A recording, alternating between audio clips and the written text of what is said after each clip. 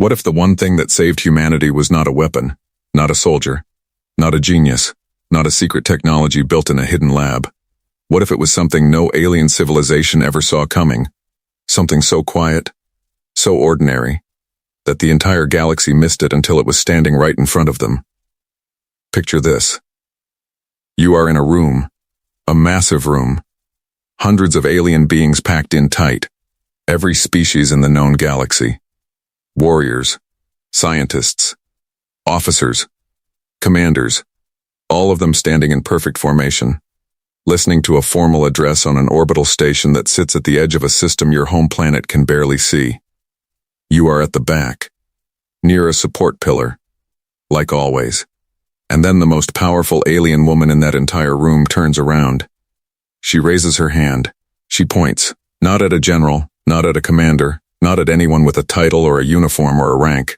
She points directly at you. And she says 3 words. He is mine. The room goes so quiet, you can hear your own heartbeat. Tonight, this story will show you 3 things that will genuinely stay with you. The reason she chose him. The moment she said it in front of everyone, and what it meant for an entire civilization, when one human, one ordinary, invisible, persistent human, proved that the galaxy's ranking system had missed something important. Stay with us. Let me show you exactly how this happened. Marcus Webb had never planned to end up on Vareth Station. Most humans hadn't planned anything about the life they were living now. When the Galactic Coalition made first contact with Earth 17 years ago, it was not the cinematic moment people had always imagined.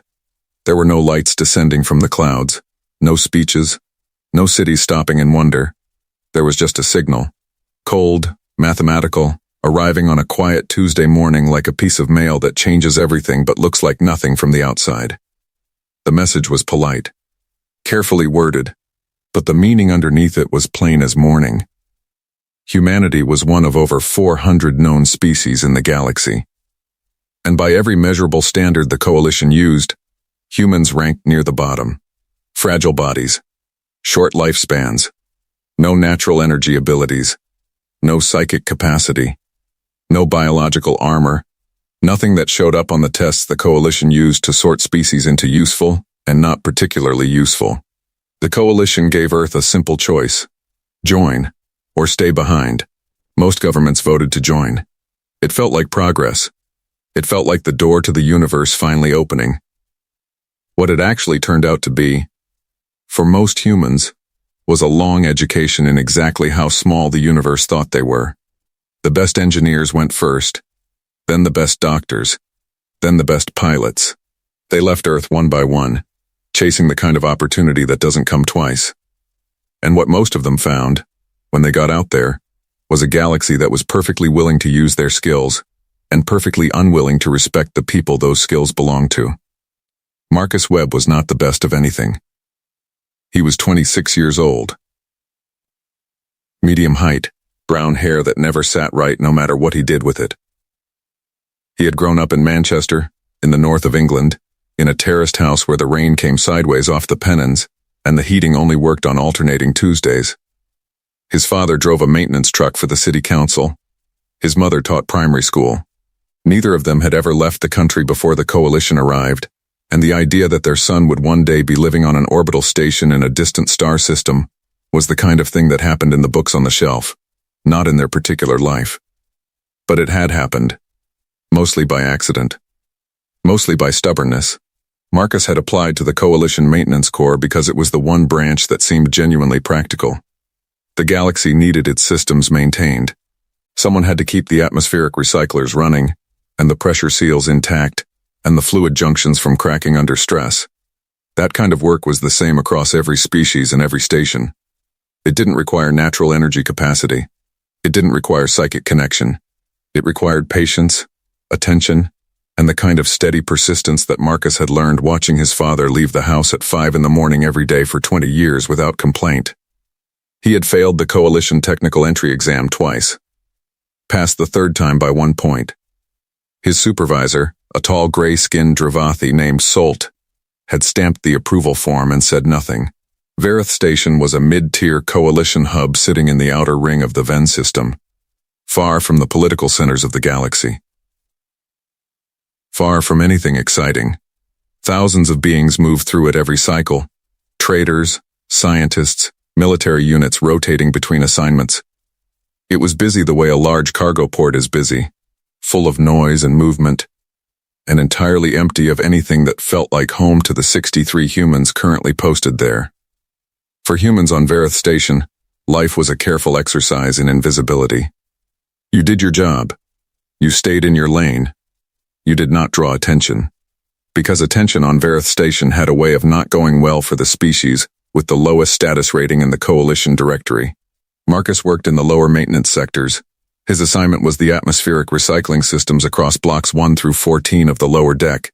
Not glamorous, not important in anyone's estimation, but critical in the way that many things are critical without ever being acknowledged as such.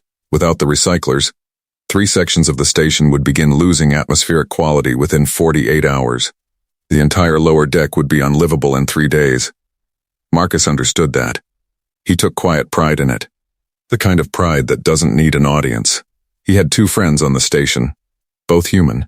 Priya Desai worked in the medical support unit. She was small and quick and from Mumbai, and had the sharpest observational skills of anyone Marcus had ever met. She noticed things before other people noticed they were things to notice. Del Carter was from a small town outside of San Antonio, Texas, and had somehow landed an assignment in coalition waste management, which he treated with the same enthusiasm most people reserve for dream jobs. Del was large, cheerful, and deeply unbothered by things that bothered everyone else. In a station full of beings who radiated varying levels of quiet disapproval, Del's ability to simply not register disapproval was a social superpower. The 3 of them ate together every cycle in the lower mess hall, the one that other species rarely visited. They talked about Earth, about food they missed, about the comm messages they sent home that took hours to travel and hours to come back, so that a conversation happened in pieces, days apart, like letters between 2 people standing on opposite sides of an ocean. It was a small life, but it was theirs. Marcus didn't think much about the upper levels. The upper decks of Verith Station were where the high-ranked coalition officers operated. Better spaces, real light, wide corridors that didn't hum with recycled air. He had been up there once, in his first month, to deliver a physical repair report when the automated systems were offline. He still remembered the silence that followed him through those corridors. Not comfortable silence. The loaded kind. The kind made by beings watching something that didn't belong. He hadn't gone back. For 2 years and 3 months. That was Marcus Webb's life on Verith Station. Block 1 through 14. Flags filed, reports submitted, meals eaten, messages sent. Repeat. 3 weeks after he completed his 2nd year, a new unit docked at Platform 7, and the careful, invisible rhythm he had built for himself cracked open like a pressure seal under stress. The unit was the Velhari. Even in the lower mess hall, 40 decks below Platform 7, that name landed with weight. Priya had looked up from her tray immediately. Del had gone quiet, which Marcus had never seen before. The ambient noise of the mess hall dropped by a noticeable degree. The Velhari were one of the oldest and most feared military orders in the Coalition. Crimson-skinned, sharp-eared. Built for war in ways that went far beyond the physical, they operated on a tradition of discipline so deep it was practically a biological trait. They answered to their own council, they moved on their own timeline, and their reputation stretched from the core systems to the outermost edges of explored space, in a way that made most beings instinctively take a step back when one entered a room. In human terms, Marcus thought, you might call them legends. In practical terms, you kept your distance. He reminded himself the Velhari had nothing to do with him. They would complete their mission on the station. They would leave. Life would return to its quiet rhythm. He was wrong about that. He just didn't know it yet. That same evening, running a scheduled recycler check in Corridor Block 9, Marcus turned a corner and found someone standing in the middle of his maintenance corridor who had absolutely no reason to be there. She was tall, Nearly 2 full feet taller than him, her skin was the deep red of cooling embers. Black hair fell straight down her back. She wore full Velhari armor, black with red lines running through it like veins, and she stood with the kind of stillness that didn't come from rest. It came from absolute control. She was staring at a wall panel like it had said something offensive. Marcus stopped walking. She turned and looked at him. Her eyes were silver. Not gray. Silver. The kind of color that made you think of old stars in deep space. Marcus said the only thing that came to mind. Sorry. I didn't know anyone was down here. She looked at him for 3 full seconds without blinking. Then she looked back at the panel. The pressure reading on this recycler is wrong, she said. Her voice was low and precise, each word placed with care. It has been wrong for at least 6 cycles. No one has fixed it. Marcus looked at the panel. She was right. The reading was off by nearly 12%. He had flagged it twice. I flagged that, he said. They deprioritized it. She looked at him again. That same long, careful look. Fix it now, she said. Marcus fixed it. It took 11 minutes. She watched the entire time without speaking. When the diagnostic confirmed the correct reading, she gave the smallest nod he had ever seen from another being. Then she walked away without another word. Marcus stood in that corridor for a long moment after her footsteps faded. He didn't know her name. He didn't know anything about her. But something about those 11 minutes had felt completely different from every other 11 minutes he had spent on Vareth Station. He couldn't explain why. He just knew that it had. Her name was Commander Zara Vel. Marcus learned this the way he learned most things on Vareth Station, by listening to conversations he wasn't officially part of. Priya had heard it from a coalition medical officer who processed the Velhari unit's arrival documentation. She delivered the information across the mess table with the careful quiet she used when she had something important to say. Third daughter of the Vel bloodline, one of the 12 highest-ranking active commanders in the Velhari order. Priya described this with the measured tone of someone explaining a natural disaster to a person who had not yet noticed the sky changing color. If she wanted to reassign your entire division, Priya said, she could do it before lunch. Del looked up from his food for the first time in 5 minutes. Why are we talking about her? Marcus said nothing and went back to eating. But Priya was watching him with the expression she used when she was reading things that hadn't been written yet. The Velhari unit's official mission was listed as a strategic assessment, a review of coalition defense readiness in the Ven system. They had scheduled meetings with senior officers. They ran their own training drills in the secured sections of the mid-deck. Their operational schedule had nothing to do with lower maintenance corridors or recycler panels. And yet, 2 days after their first meeting, Marcus turned a corner in Block 11 and found Zara Vel standing at another faulty panel. This one was worse. A coolant flow sensor giving incorrect readings for almost 2 months. Marcus had flagged it 4 times. He stopped. She looked at him. This one is worse, she said. I know, he said. I flagged it 4 times. Something moved in her silver eyes, not quite amusement. More careful than that. Like a calculation being run silently. Fix it, she said. He did. 22 minutes. The sensor housing had corroded at one edge and needed temporary bracing while he recalibrated the internal reader. Not complicated work, just the kind that required patience and steady attention to small detail. Zara watched the entire time without speaking. When the diagnostic confirmed the correct reading, she spoke.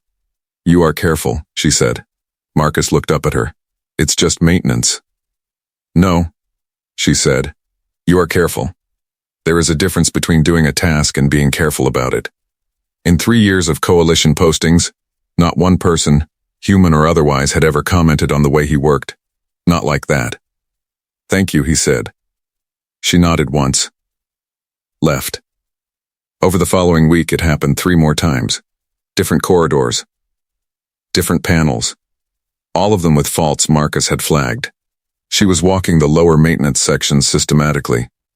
Not because her mission required it. For some reason he couldn't name. Each time she found him, she watched him work. Each time he finished, she said something brief and left. On the 5th encounter, she asked, "What is your name?" Marcus Webb, he said. She repeated it carefully. The two syllables landed with a slight difference in emphasis, like she was learning the shape of a new word. How long have you been on this station? 2 years and 3 months. And before? Earth. She was quiet for a moment that stretched just past comfortable. I have read the first contact assessments about Earth, she said. Marcus knew what those assessments said. Every human in the coalition knew. Fragile biology, limited adaptability, no measurable energetic capacity. High emotional variance, the coalition's careful way of saying humans felt too much, and that in their assessment this was a liability. I know what they say, he said. They are incomplete, she said. Then she left. Marcus stood in the corridor after she was gone, and turned that word over slowly in his mind. Not wrong. Incomplete, like someone had looked at a file and found that the most important information was missing. He went back to his work. But he thought about that word for the rest of the cycle. The 6th time she found him, she brought something. A small, sealed container. She held it out without explanation. He opened it. Inside were dense, pressed blocks of dark, nutrient-rich material. Velhari field rations, she said. The lower mess food is insufficient for the work you do. Marcus looked at the rations. Looked at her. Had absolutely no idea how to respond. That's unexpectedly kind, he said eventually. It is practical, she said. And she left. Del stared at the rations when Marcus brought them to the mess. A Velhari commander brought you food, Del said. It was not a question. She said it was practical, Marcus said. Del looked at Priya. Priya looked at Marcus. Velhari commanders do not make practical gestures for maintenance workers, Priya said slowly. They do not come to the lower decks at all. She has been here at least 6 times in 9 days. Whatever she is assessing, Marcus, it is not your recycler panels. Marcus ate his field rations. They tasted nothing like anything from Earth. But they were good in a way that stayed with him through the whole shift. He tried not to think about what Priya had said. He failed completely. It happened on a night cycle when most of the station was quiet. Marcus had been called in for an emergency repair on the primary recycler junction in Block 4. A seal had cracked under stress. If he didn't fix it before the morning cycle, 3 sections of the lower deck would begin losing atmospheric quality. It could not wait. He had been working for nearly 2 hours when the footsteps came. He assumed it was a junior maintenance tech checking progress. He didn't look up. The footsteps stopped nearby. He looked up. Zaravel stood at the edge of the workspace, not in full armor this time. A lighter version, still protective, still clearly military, but less formal than usual.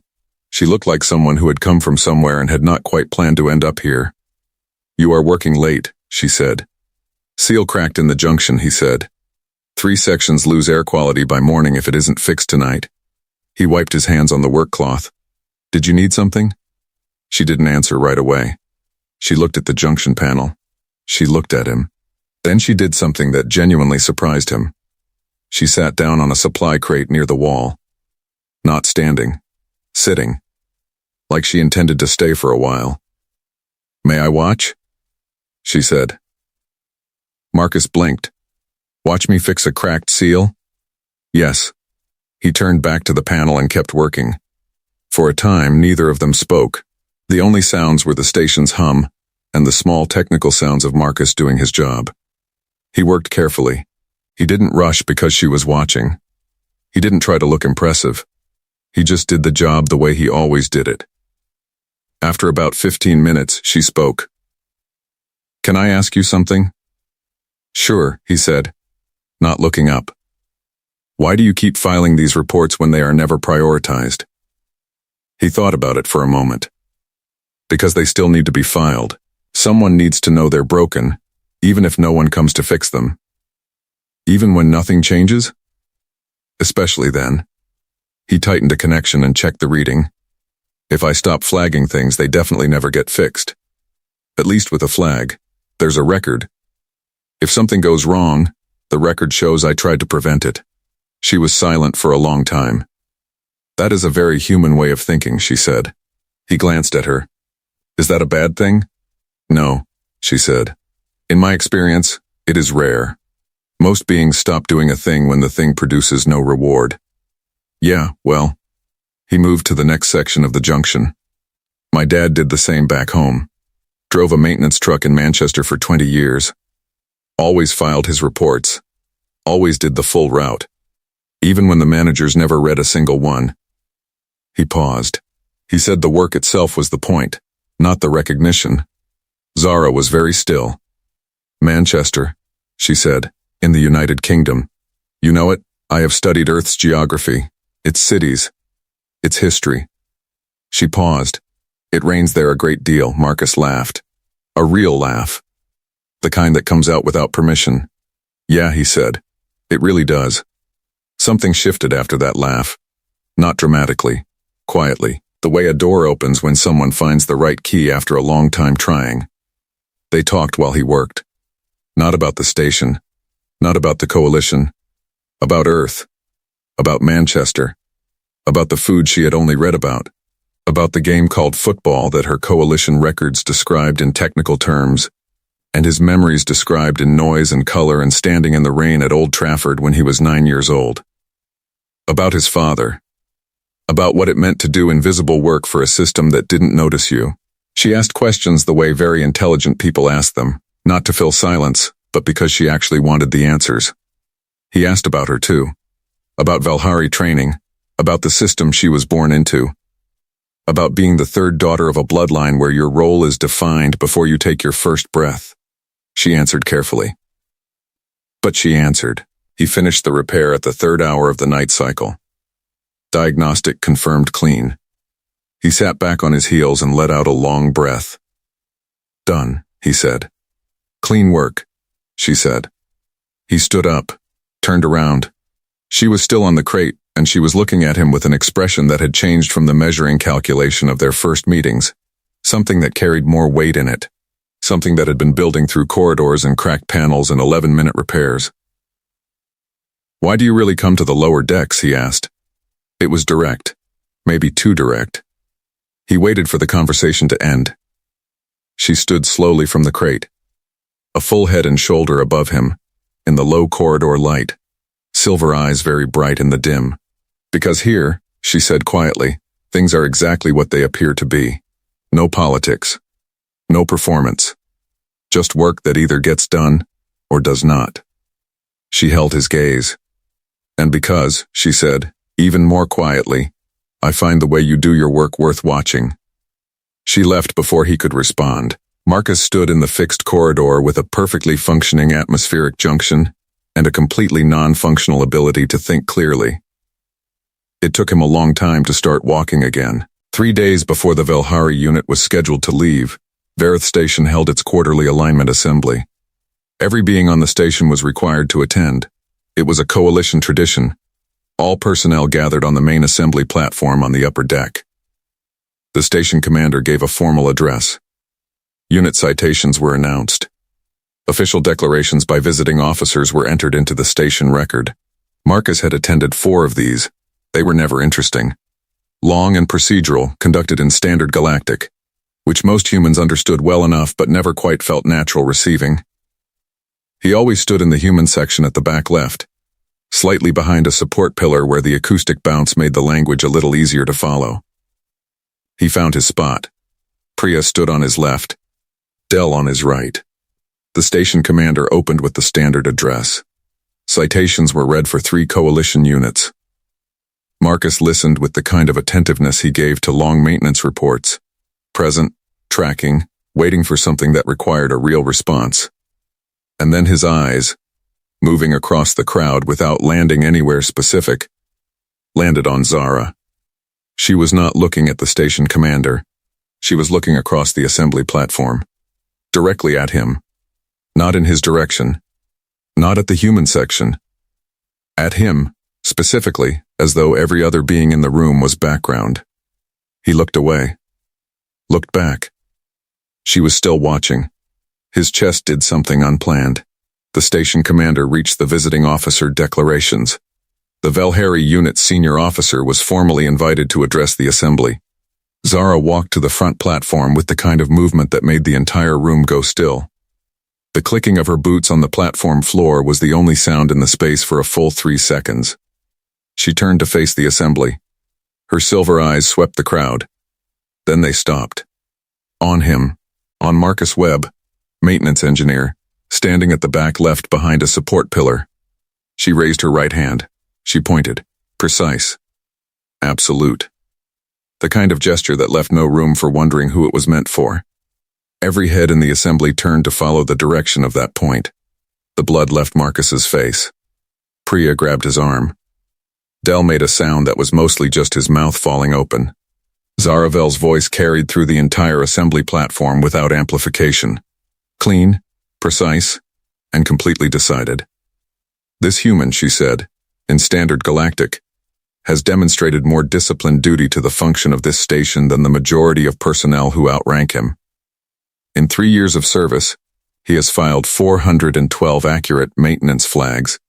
He has prevented 11 atmospheric quality failures. He has never once required supervision, correction, or reassignment. Complete silence. Under Velhari Acknowledgement Protocol, she continued, I declare formal recognition of Marcus Webb, maintenance engineer, Coalition posting Verith Station. His standard of work is accepted as equivalent to Velhari field readiness. That alone was already something the assembly had never seen. Velhari field readiness was one of the highest professional acknowledgements in the Coalition. It was not given to non-Velhari. It had never, in any record Marcus knew of, been given to a human being. But she was not finished. She held his gaze across the entire length of the platform. Then she turned to the Velhari unit, standing in formation behind her. Then back. Then directly at him. She spoke 3 words in formal Velhari. Not standard galactic. Velhari. Every being in that room understood them immediately. He is mine. In Velhari culture, that phrase was not casual. It was not simply romantic. It was a declaration of formal claim, of protection, of bond, of placing the full weight of the Velhari order between another being and anything in the galaxy that might threaten them. It was the most serious public declaration a Velhari could make, reserved for moments that were meant to last forever. And she had spoken it for a human maintenance engineer from Manchester, England. The silence in that assembly platform was the loudest thing Marcus Webb had ever heard in his life. Priya's grip on his arm was tight enough to leave marks. Del was not making sounds anymore. He was simply staring. Across the length of that enormous room, Zaravel's silver eyes were perfectly calm, perfectly decided. The eyes of someone who had made their choice long before this moment and had simply been waiting for the right time to say it out loud. The assembly did not end quietly. The word spread through Verith Station the way fire moves through dry material. Fast. Complete. Unstoppable. By the time Marcus reached the lower decks, his comm unit had 17 unread messages, most from humans he barely knew. 2 from Coalition administrative offices. 1 from the station commander's office. He didn't answer any of them. He went to his quarters, sat on the edge of his bunk, and tried to find some solid ground inside everything that had just happened. Priya arrived within 6 minutes. She sat across from him, looked at his face, and made a decision to speak with complete care. Do you understand what she said? Priya asked. She claimed me, Marcus said. Formally, in front of everyone, not just claimed. Priya leaned forward. Velhari formal bonding is entered into the Order's official register. It is recognized by 27 Coalition member species as a formal protective alliance. Any action taken against you is considered an action taken against Commander Zaravel, personally, against her bloodline, against the Velhari Order itself. Marcus looked at his hands. I fixed her recycler panels, he said. Priya made a sound that sat somewhere between laughing and something more fragile than that. Del arrived 5 minutes later. He brought food. He sat in the corner and said nothing for a long time, which had never happened before in the entire time Marcus had known him. You know what I keep thinking about? Del said eventually. Don't, Marcus said. 412 flags, Del said quietly. She knew the exact number. She counted them. That landed somewhere deep in Marcus's chest and stayed there. She had counted them. She wasn't walking the lower decks casually, Priya said. She was building a case. The Velhari don't make declarations in formal assembly without documentation behind them. She documented everything you did on this station. Every flag, every repair, every shift. Marcus sat with that for a long time. Outside the walls of his quarters, the station was settling into its loud new version of normal. Conversations happening in every corridor. Beings who had never had a single reason to think about Marcus Webb now discussing him as the subject of the most unexpected formal declaration in Verith Station's operational history. He knew consequences were coming. The coalition was a system of careful political balances, and the Velhari, for all their authority, were not without enemies. There were species who deeply resented Velhari power. The idea of that power being formally extended to cover a human maintenance worker was not going to sit quietly with everyone. He was right. By the next morning cycle, a formal challenge had been filed with the station commander's office.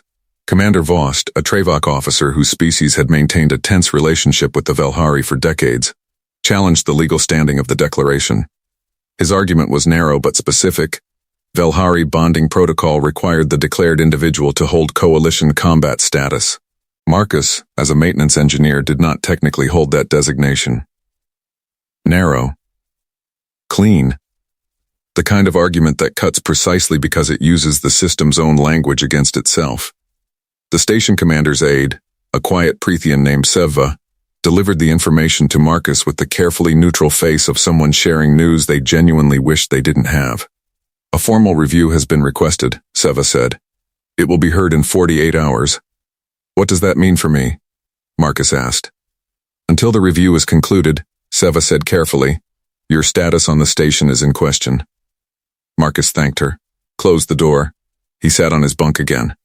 He thought about Manchester, about maintenance reports filed into systems that didn't read them, about 412 flags sent into a station that deprioritized them, about a Velhari commander who had apparently read every single one and counted them.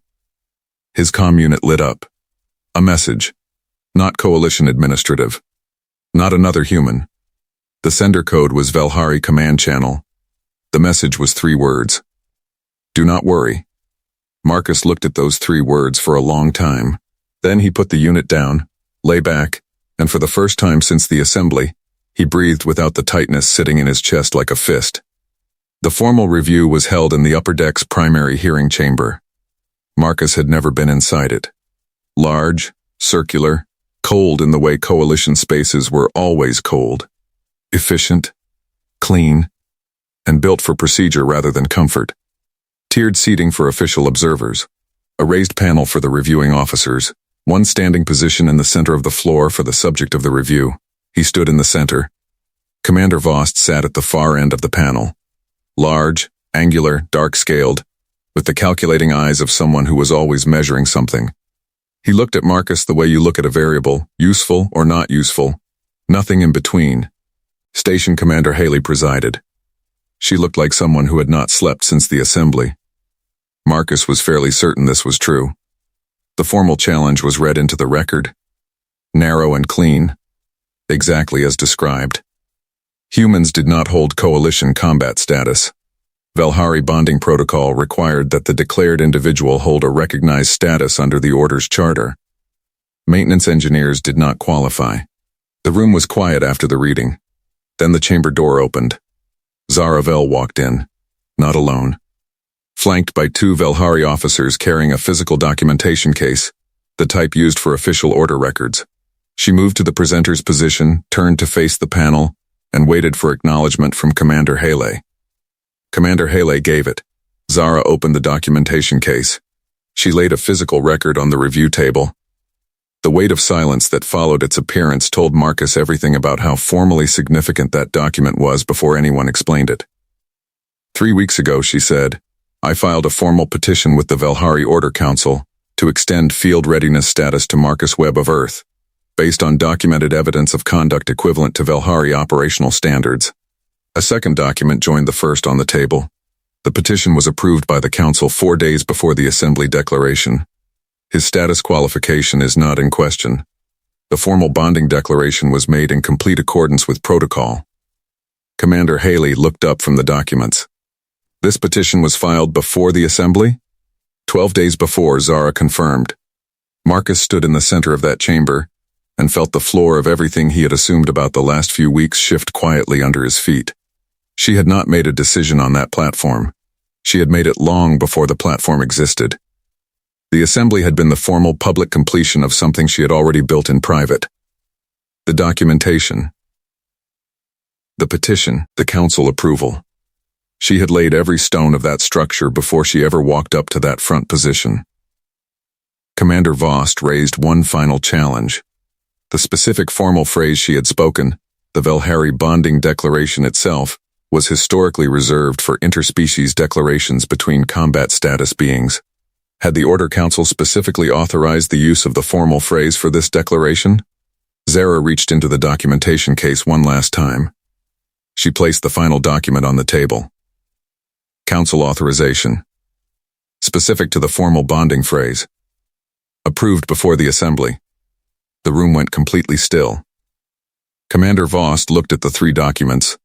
He looked at Zara. He looked at Marcus for a long moment with those calculating eyes. Then he formally withdrew the challenge. Commander Haley closed the review. As the chamber cleared, Marcus found himself near the exit, waiting for the crowd to thin. Zara approached from the side. She stopped beside him and looked forward at the emptying room. "You planned all of this," Marcus said quietly. "Yes," she said, "from the beginning. From the third time I walked into your maintenance corridor." He turned to look at her. Why? Why go through all of it? The petition. The council. The documentation. Why not just tell me? She turned to look at him then, and for the first time, the precise, controlled expression she always carried showed what lived underneath it. Not calculation, not strategy, something older than both. Because in my culture, she said quietly, what you build for someone matters more than what you say to them. Words are easy. Documents filed before the Valhari Council are not. He stood with that for a moment. 412 flags, he said. 413, she said. You filed one this morning before the hearing. He laughed. That same real laugh from the maintenance corridor. She did something he had not seen before. Not quite a smile, the Valhari expression wasn't built for exactly that shape. But something that lived in the same space. Warm and quiet, and entirely genuine. What happens now? He asked. Your flag reports will be actioned within 2 cycles. Station Maintenance Command has already received formal notice. She paused. I fixed the system that was ignoring your reports. There is a difference between fixing a report and fixing the system. He looked at her. And us? She held his gaze. Valhari formal bonding is not a transaction, she said. It does not end at convenience. But it is also not a contract. What grows between the declaration and everything after? She paused. That is built. Carefully. The same way you build a repair. Without rushing, Marcus Webb stood in the formal hearing chamber of Vareth Station and understood something with total clarity. Some things work the same way across every species, every culture, every corner of the galaxy. You showed up. You did the work. You filed the report even when no one read it. You were careful, even when careful cost you something. And sometimes, not always, but sometimes, someone was watching. Someone who understood exactly what that kind of patience looked like, because they practiced it themselves. Someone who recognized the language not from reading about it, but from living it. The station hummed around them. The galaxy continued its enormous business, indifferent as always. But in that chamber, something small and permanent had been decided. It had started with a cracked seal, a recycler panel reading 12% off, a corridor in the lower decks where nobody important ever went, and 413 flags that someone had counted. Every single one. Here is the part of this story that hits differently when you step back from it. Marcus Webb did not win because he was the strongest. He was not the fastest. He was not even the most technically skilled being on Vareth Station. By almost every standard the Coalition used to measure worth, he came up short on the first page of every assessment. He won because he was consistent.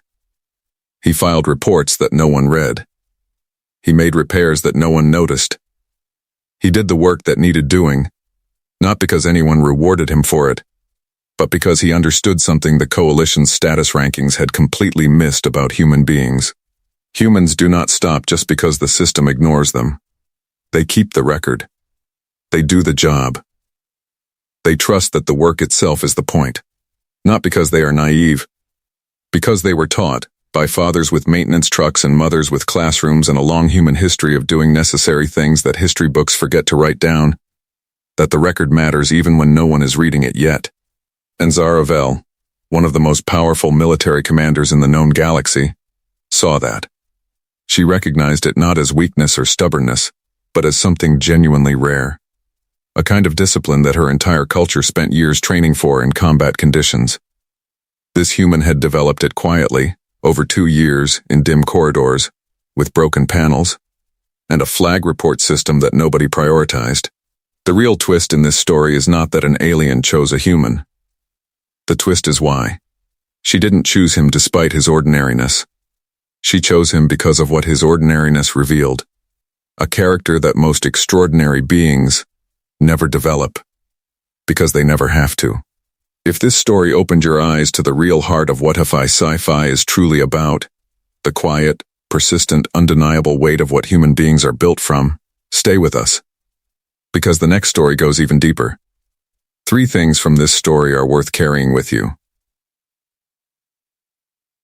First, Marcus never stopped doing the work even when the work was invisible. That quiet persistence is what built everything that followed. Every document, every petition, every word spoken on that platform. Second, Zara did not act on impulse. She built a case, secured council approval, and completed the documentation before she ever walked up to that front platform. That is how seriously she took it. That is how seriously she took him. Third, the system changed. Not because Marcus forced it. Not because he made noise. Because he made himself impossible to overlook through 413 consistent, documented, verifiable actions. And someone with the power and the will to act saw the record he had built. This channel, Sci-Fi, exists to tell exactly these stories. Stories where humanity's defining strength is not a superpower, not a weapon, not an accident of biology. It is something much harder to measure and much more real. If this story connected with something in you, hit the like button right now. It takes 1 second, and it means everything for this channel to keep making stories like this one. Subscribe if you want to be here when the next one drops. New stories are coming that will take you places this one only hinted at. And leave a comment below with this one question, the one we genuinely want to know. What do you think was the real moment Zara made her decision? Was it the first repair in corridor block 9? The real laugh in the maintenance corridor? Or was it the 413 flags that nobody else had bothered to count? Drop your answer below. The conversation in the comments on this channel is always worth reading, and your perspective on these stories genuinely matters here. If you want to go deeper right now, the next video is waiting on your screen. It picks up a thread from this world and takes it somewhere this story only suggested was possible. This has been Sci-Fi. Thank you for being here. Now go do the work that needs doing, even when nobody's watching. Someone always is.